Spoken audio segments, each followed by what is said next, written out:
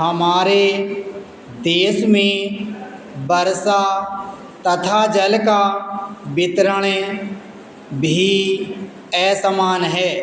कृषि प्रधान देश होने के कारण मानसूनी वर्षा पर निर्भर रहना पड़ता है। मानसून कमज़ोर पड़ने या सूखा पड़ने पर स्थिति और विकट हो जाती है। वर्षा कम होने पर जल के अभाव में भूमिगत जल का स्तर निरंतर घटता जा रहा है।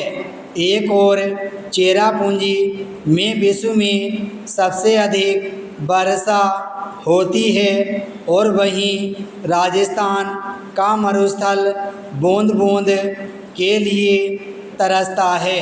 वर्षा का समान वितरण न होने के कारण देश की 16% जनसंख्या वर्ष भर पानी के संकट से त्रस्त रहती है।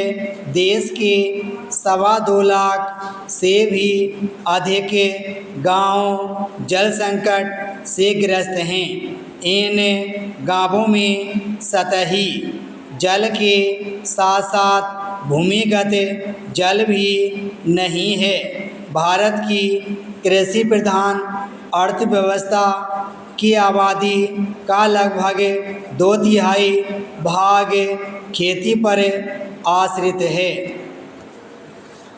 निरंतर बढ़ते जल संकट के लिए हम बहुत हद तक जिम्मेदार हैं। जनसंख्या बढ़ते बढ़ते विस्फोटक स्थिति तक जा पहुंची है। वन्य क्षेत्र अंधाधुंध कटाई के कारण कम होता जा रहा है। जितने वृक्ष काटे जाते हैं उनकी तुलना में वृक्षारोपण अत्यंत कम हो रहा है। कृषि भूमि के स्थान पर कंक्रीट के जंगल खड़े हो गए हैं क्योंकि नगरीकरण तेजी से बढ़ रहा है। औद्योगिकरण में निरंतर वृद्धि हो रही है। वर्षा कम हो रही है। जल के संरक्षण के प्रति हम जागरूक नहीं हैं। भूमिगत जल का दोहन अंधाधुंध किया जा रहा है परंतु पुनर्भरण के प्रबंधों का अभाव है।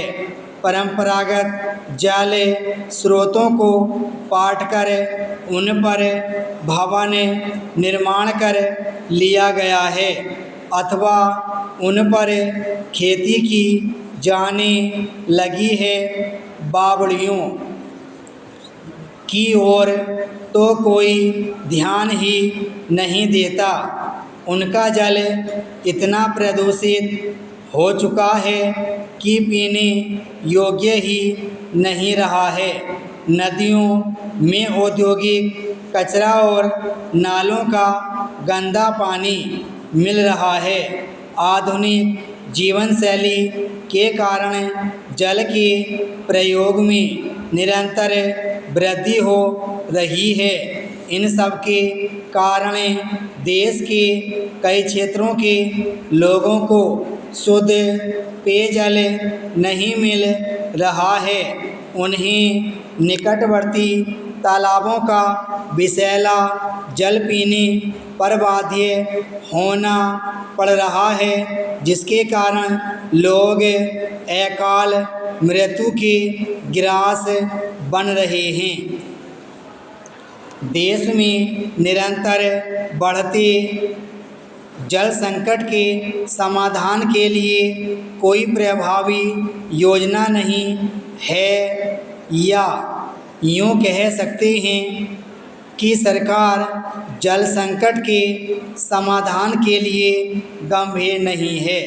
यद्यपि शहरों में भूमिगत जल के प्रयोग कहने पर पाबंदी है, किंतु प्रभावशाली लोगों ने चोरी छिपे अथवा भ्रष्टाचार में लिप्त जल बोर्ड के अधिकारियों की मिलीभगत से नलकूप लगवा रहे हैं। विराम स्टॉप।